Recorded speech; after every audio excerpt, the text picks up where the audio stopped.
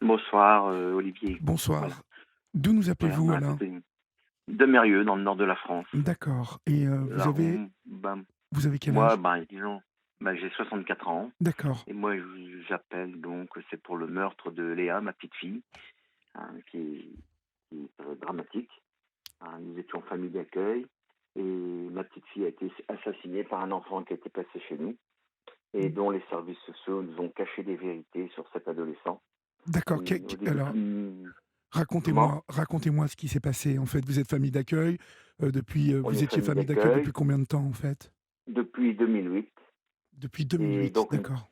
depuis 2008, une place s'était libérée et puis bon, les services sociaux nous ont appelés pour nous confier un enfant De quel âge? et un enfant de 11 ans quand on l'a D'accord, reçu chez nous, d'accord. voilà. Et nous avons appris, bon après un peu plus tard, que cet enfant avait déjà fait deux autres familles d'accueil avant d'être chez nous. La première famille d'accueil, bon, elle avait demandé un retrait, ça lui avait été refusé. À l'époque, c'est la fille qui avait écrit au président du département, Monsieur Patrick Caner, pour avoir un retrait, donc il est intervenu. Ensuite, cet enfant a été mis dans une deuxième famille d'accueil. Elle a eu un retrait, mais cette dame a eu un blâme. Et puis nous, on nous a confié cet enfant, Oui, nous cachant beaucoup de vérités. C'est-à-dire que nous, on nous a dit, cet enfant a juste des crises d'épilepsie. d'accord. Malheureusement, Donc bon, on vous a caché, hein, la on nous a gravité caché des les... troubles psychiques, qu'avait cet enfant. Voilà. Ça, vous l'avez établi d'ores et déjà maintenant, ça? Oui, ça D'accord, y est, c'est OK, fait. Donc, il y a eu le procès de l'enfant. Il a pris que malheureusement que 8 ans de prison. C'est pas d'accord. beaucoup. Il a, Parce que, dans quelles circonstances a-t-il assassiné votre petite fille? c'est-à-dire que c'était lundi de Pentecôte. C'est pas difficile. C'était le 21 mai 2018. Il Oui, faisait beau, tout le monde était dehors, on était tous dehors, on n'a rien vu, personne n'a vu quoi que ce soit. Et il a emmené ma petite fille dans le fond du jardin. Avant d'arriver dans le fond du jardin, il y a une petite rivière. Il oui, y a 4 clôtures. Donc on ne sait pas comment il a fait pour accéder là-bas parce que moi j'étais avec la maman dehors, les autres enfants, parce qu'on est famille d'accueil, on avait d'autres enfants. oui. Et il a emmené Léa et puis bon, au bout d'un moment, mon épouse, ma petite fille était venue à la maison. Et elle était venue dire à mamie, tiens, bonjour mamie, je t'aime. Donc ça s'est passé, tout allait bien. Elle est sortie de la maison et puis au bout d'un moment, mon épouse va boire un café dehors avec ma fille. Et puis là, on s'aperçoit que Léa n'est pas là, donc on se pose tous des questions. En somme, cet enfant, il avait emmené ma petite fille dans le fond de la pâture. Il l'a violée, il l'a assassinée Oh de mon 22 coups Dieu! de couteau. Voilà, donc Il l'a quoi? Il l'a étranglée? et elle a été violée, étranglée et tuée par 22 coups de Oh couteau. là là, mon Dieu, Et son corps a été jeté au-dessus de la clôture dans une rivière qui est en contrebas de mon terrain. mon Dieu. Donc aujourd'hui, nous sommes en procès contre les services sociaux parce qu'ils nous ont caché quand même pas mal de vérités, hein. Et le jour du drame, bon, c'était le lundi de Pentecôte, hein, bon, jour de l'horreur. Il faisait beau, tout le monde était dehors. Léa faisait des allers-retours entre la maison de ses parents et chez nous. Puis à un moment, elle avait disparu, donc tout le monde crie après Léa, mais pas de réponse. Et ce jeune en question était présent et dit non, je n'ai pas vu Léa. Et là, un autre enfant dit à nous, je vais aller voir au fond du jardin si Léa n'y est pas. Là, mon épouse et nous, on dit non. Elle ne va jamais, il y a 4 clôtures, on a 1 hectare de terrain, donc c'est très grand et puis elle ne va jamais dans le bas, tout est clôturé, il n'y a aucun, il y a rien. Et puis bon, un deuxième ado qui était chez nous, qu'est-ce qu'il fait? Il dit à nous, je vais dans le fond du jardin et le meurtrier en question, présumé à l'époque, il dit à ce jeune qui descend, il descend avec lui et il lui dit comme ça, c'est pas la peine de chercher après Léa. De toute façon, imagine-toi qu'elle a été violée, tuée et que son corps soit jeté dans la rivière. Là, le jeune était parti dans le fond du jardin et il commence à hurler. Et puis, moi, ce que j'ai fait avec le papa, avec la maman et le papa de Léa, nous sommes descendus dans le fond de la clôture. Moi, il a fallu ouvrir toutes les clôtures parce que c'était pas facile d'accès. Et qu'est-ce que j'ai fait? J'ai ramassé ma petite fille toute nue Mon dans Dieu, la rivière, mon Dieu. dans un état d'horreur, horreur épouvantable. Comment il a fait pour la faire passer, On ne sait pas, on sait pas, il est passé sous les grillages, on ne sait pas comment il a fait. On ne sait pas comment on a des arbres fruitiers, donc il avait prémédité son acte parce que on a découvert quelques jours après, bon les gendarmes l'ont découvert également, que les grillages ils avaient été coupés à plusieurs endroits. Donc pour nous c'est de la préméditation. C'est ce qu'on se dit et ce qu'on se répète toujours. Parce que Léa ne serait jamais partie seule dans le fond et Léa ne l'approchait pas ce jeune. parce qu'il avait déjà tenté à plusieurs fois de, de lui faire du mal. Bon, ce jeune ado, on n'arrêtait pas de faire des signalements au niveau des services sociaux. Notre première note d'incidence, c'est pas difficile, c'était 15 jours après, on demande à rencontrer la référente, Oui. et puis on lui fait une note d'incidence, et on lui dit, écoutez, cet enfant, il a un autre trouble que des crises d'épilepsie. Pour nous, il a un problème mental. Il dit, non, vous inquiétez pas, il n'a rien de tout cela. Malheureusement, au fil des jours, son état s'aggrave.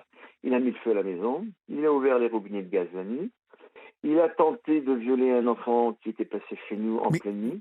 mais ça, après ça, en fait, Alain, pardonnez-moi de vous Oui, poser cette question, mais vous n'aviez pas un œil sur lui en permanence? mais si, on avait un œil sur lui en permanence, tout le monde le surveillait. C'est fou, Et hein. c'est ce que notre avocat nous dit. Notre avocat nous dit, nous, on le surveillait énormément. Mais le problème, c'est que lui nous surveillait peut-être aussi de sa façon. C'est ce que les gendarmes nous ont dit Oui, également, bah oui. ainsi que le procureur de la République. Il Parce que attendait le c'est- moment. il attendait le moment, on ne sait pas comment il a fait, parce que j'étais à 3 mètres avant qu'il passe à la rivière. Donc on a su après, lors des auditions avec les gendarmes, qu'il avait mis Léa, qu'il avait bâillonné, qu'il avait mis en dessous de sa veste, Oh là de là. son pull, et qu'il avait descendu. Et puis nous, on n'a pas fait attention. Quel âge elle avait, Ça Léa? peut arriver. Quel âge elle avait, la petite? Léa, elle avait 2 ans et demi. Oh C'était une petite mon poupée. Dieu. Et ma fille habite juste à côté de chez nous. On a un grand terrain. On avait construit un chalet pour voir grandir nos petits-enfants. Et malheureusement, ce jeune s'en est pris à Léa. J'ai ramassé ma petite fille dans un état. Elle avait subi les violences, des fameuses sévices, 22 coups de couteau sur son corps. Bon, on a tenté le SAMU, les pompiers. J'ai une voisine médecin, elle a essayé de les réanimer. Ce jour-là, c'est pas difficile. On a eu plus de 150 gendarmes qui sont venus pour essayer de retrouver cet ado. Parce qu'entre deux, il avait pris la fuite. Ah oui, Les, d'accord. hélicop- les hélicoptères, les drones, Ah, procureurs. il avait pris la Tout. fuite en plus. Ah, il a pris la fuite après le drame. Hein, le temps que nous, on descende à la rivière récupérer Léa, qui quand même a 3 mètres en contrebas de notre terrain. La pauvre, elle n'a pas dû Donc, il a eu le comprendre ce temps. qui lui Nous, arrivait. on a préféré s'occuper de la petite que de s'occuper de Oui, bien l'assassin. sûr. On verra après. Mm. Et il a été retrouvé le lendemain, en fin d'après-midi, en Belgique, par les gendarmes. Et puis, bon, c'était compliqué parce que au début, il a toujours nié. Et lors de la garde à vue, bon, les gendarmes, ils ont quand même prouvé A plus B que ça ne pouvait être que lui, parce que Léa a 2 ans et demi. On a retrouvé les vêtements de Léa tout en haut des arbres. Il avait jeté tous les vêtements de Léa en haut des arbres. Et ce qu'il voulait faire, qu'il n'a pas eu le temps de faire, c'est qu'il aurait voulu enterrer Léa. D'accord. Donc on aurait eu du mal peut-être à trouver son corps. Oui, bon. C'est compliqué pour nous aujourd'hui parce qu'on ne sait pas se remettre de ce drame. Mais comment voulez-vous vous remettre d'un drame pareil, C'est Alain? pas possible. C'est pas C'est possible. pas possible. Il va bien C'est pas falloir pourtant, possible. mon pauvre. Vous m'avez écrit que M6, la chaîne M6, vous avez fait du tort. Qu'entendez-vous par là? M6 nous a fait tort. Non, on ne nous a pas fait tort du tout. Ah bon, d'accord. Non, non. Non, non, il y a une émission qui est passée dans un interdit le 16 octobre. D'accord, ok. Et là, on a découvert d'énormes choses de la part de la directrice qui a été entendue. Non, non, pas du tout, pas du tout. Au contraire, on a eu une très belle émission avec M6. On a déjà médiatisé. On est passé chez vous déjà le 6 octobre 2020. Je ne sais pas si vous vous rappelez. Je suis passé chez vous. Oui, On oui, est passé, je me bon, bien souviens. sûr, chez Morandini, chez Faustine Bollin. On médiatise, bien sûr, ça, c'est ce qui ne plaît pas du tout aux services sociaux. Hein. Ah bah, Et lorsqu'on a c'est fait normal que ça leur bien, plaise pas, là. Pour le coup, ah non, ils sont en hein, tort totalement. oui, hein. Donc nous lorsqu'on a été au tribunal, parce qu'il y a eu appel, donc lui avait fait appel pour ça, mais il a été condamné quand même à la même peine. Et lorsque l'émission est passée dans un interdit le 16 octobre, donc sur les services sociaux, bon, bien sûr, dans un interdit pour accéder, ils ont dû piéger, disons, il n'y allait pas russe, sinon ils ne voulaient pas être entendus. Nous avons été très surpris de la réponse de la directrice du service enfance du département du Nord, car elle a dit aux journalistes qu'elle n'avait pas tous nos courriers alors qu'il y a des dizaines et des dizaines de notes d'incidence, on faisait ça donc par mail avec des Ouais, ouais. accusés de réception et accusés de lecture. Hein. Et donc là, ce qu'elle a dit aux journalistes, elle dit de toute façon, que voulez-vous qu'on fasse? L'enlever et le mettre dans une autre famille d'accueil, c'est mettre cette famille en danger.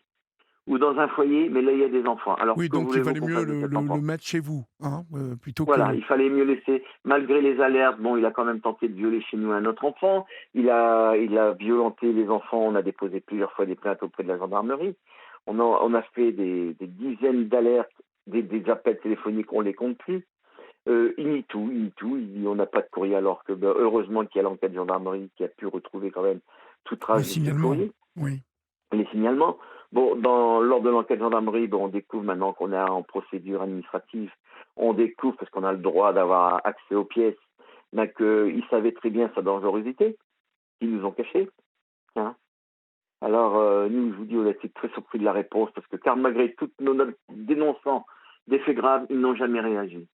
En somme, ils nous ont laissé avec ce monstre, sachant qu'il était très dangereux. Hein. Vous en êtes où là maintenant au niveau du procès, Alors Alain? là, disons, il y a eu les échanges de courrier donc l'an dernier. Donc maintenant, on arrive au terminal. Je pense que d'ici le mois de février, on sera au tribunal administratif. Hein. Bon, on trouve que quand même c'est un climat hostile qui a mis en doute sur les réelles motivations du service, car ils ont agi de façon dangereuse vis-à-vis de nous.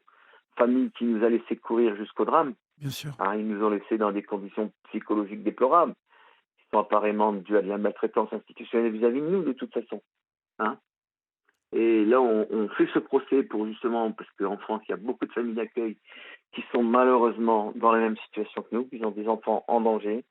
Quand on veut faire un retrait, on nous dit c'est pas possible, ou alors on vous le retire et puis on vous enlève l'agrément ou on vous donne des blâmes. Et vous êtes quelques mois sans salaire parce que nous n'avons pas de statut officiel. D'accord, donc Voilà. vous étiez finalement, vous faisiez du chantage. On fait du chantage, de toute façon, c'est ce qu'ils font à toutes les familles. On a encore une collègue, hier, on a eu des messages, c'est pareil. Là, Voilà elle a eu un l'ASE, retrait voilà totalement. encore une fois un problème de l'ASE. Et Voilà, voilà encore une preuve qu'il faut réformer ce système d'ASE qui ne fonctionne pas du tout.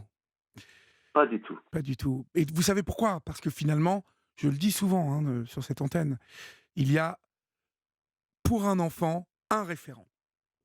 Alors qu'il faudrait une décision collégiale autour de chaque enfant. Le Bien sûr. problème, le problème, c'est qu'ils vous répondent, mais on fait des réunions où on évoque à plusieurs personnes, mais non, c'est toujours le référent, une seule personne qui Voilà. détient la toute-puissance. Et nous, on peut rien dire. Quand on dit Et les quelque familles chose, on se d'accueil fait ne taper peuvent sur rien les dire, doigts. bien évidemment. Voilà. C'est ce qui nous est arrivé. Nous, on a fait des courriers, des courriers.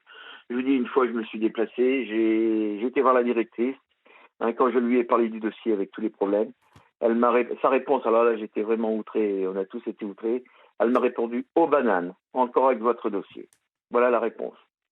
Donc là, qu'est-ce que j'ai fait? J'ai alerté le président du département, parce que la référente qui s'occupait de l'enfant, bien sûr, dans notre dossier administratif, il y avait toujours des erreurs. Ça a mis 17 mois. Et il a fallu que j'intervienne à l'époque avec M. Le Cerf, qui était président du département du Nord, pour que cela bouge. Et puis, voilà. Bon, et donc, en fait, Et il y a eu un premier procès, vous m'avez dit, où il a été condamné à 8 ans, c'est ça? voilà, il y a eu appel, ça a été confirmé à 8 ans, et ensuite il a 10 ans de suivi socio-judiciaire. Mais bon, lorsqu'il est passé au tribunal, tous les experts psychiatriques, parce qu'il y a quand même eu 5 experts psychiatriques, tous, ils ont dit qu'il ne faut pas qu'il sorte, qu'il sera récidiviste. Eh oui, c'est sûr, un Il gamin comme sera ça, récidiviste. c'est un gamin, je ne sais pas d'où il vient, ce qu'il a eu, mais il avait C'est 11 un ans, lui. enfant, c'est un gamin qui a été placé à l'âge de 9 mois. De 9 mois, Voilà. d'accord. Ouais. Les parents, ils étaient incapables de s'en occuper. Et bon, ils voyaient ses parents, bien sûr, en endroit, disons, médiatisé. C'était des baisers sur la bouche avec le papa, des caresses, bon, je vous dis pas où, à quel endroit. C'était ça en permanence. Nous, ils se promenaient toujours nus en érection dans la maison. Donc, la nuit, il venait nous voler mon ordinateur dans la chambre ou nos portables. Ils regardaient des vidéos pornographiques. C'était Jusqu'à tel point que, l'enfer. oui, L'enfer. l'enfer total. Jusqu'à tel point qu'on Vous, a dû installer une alarme à la porte de sa chambre. vous n'aviez pas le droit, vous, en tant que famille d'accueil, de refuser cet enfant. On vous enlevait votre Si au agrément. départ, voilà, on a l'agrément, et si au départ il nous avait dit la vérité, non, on refuse. Mais une fois que vous avez l'enfant, pour vous débarrasser d'un enfant, vous voyez la réponse de la directrice. Que voulez-vous? Déjà, il ne me l'aurait pas enlevé. C'est ce qu'elle dit dans l'émission sur Zone Interdite. Elle a dit que de toute façon, on ne l'aurait pas enlevé. Au tribunal, la personne qui était responsable, qui a été entendue par les magistrats, elle a dit de toute façon, on ne l'aurait pas enlevé de cette famille d'accueil. Ouais. Donc, que voulez-vous qu'on fasse? C'est faire attention, le surveiller en permanence. Chose qu'on faisait, il fuguait. Je dis même Aujourd'hui, une fois. Oui. en fait, pour conclure, Aujourd'hui, vous voulez quoi, en fait, Alain? Vous voulez médiatiser? Vous voulez prévenir? Alors nous, on va continuer à médiatiser parce qu'on fait beaucoup de médiatisation. C'est justement pour que ça change au niveau du système. Donc avec notre avocat, on a cherché s'il y avait une jurisprudence, on n'a rien trouvé. Et on fait ce procès afin d'en obtenir une jurisprudence parce que c'est la première fois qu'en France, il y aura un tel procès, car aucune jurisprudence à ce jour n'existe. On n'a rien trouvé. Eh oui. On ira jusqu'au bout pour Un ce enfant de procès. 11 ans qui assassine, une petite fille, vous m'étonnez qu'il y a pas Et, de il avait jurisprudence. 14 ans parce qu'on l'a eu 3 ans à la maison. C'est au Et il bout de avait 3 14 ans. ans au moment des faits. Voilà, 14 ans au moment des faits. On l'a eu à l'âge de 11 ans et c'est au bout de 3 ans. Mais D'accord, pendant 3 ans, on a vécu la galère. C'était d'accord. pas possible. Hein. Bah, écoutez, on vous souhaite en tout cas bon courage, mon cher Alain. Ne manquez pas Merci. de nous tenir au courant, hein, bien évidemment. Bien sûr, là, je vous dis, on ira jusqu'au bout. Et je me permets d'être à l'antenne. Si jamais dans les auditeurs, quelqu'un a eu un procès similaire contre les services sociaux, de prendre contact avec vous et de me les communiquer. Et ça sera fait, je vous le promets. Voilà, je D'accord? vous remercie. Bon courage à Et vous, là, Alain. on fait ce message et c'est en hommage à Léa et on ira jusqu'au bout. Bon Voilà, je courage à vous vous, mon remercie. cher Alain.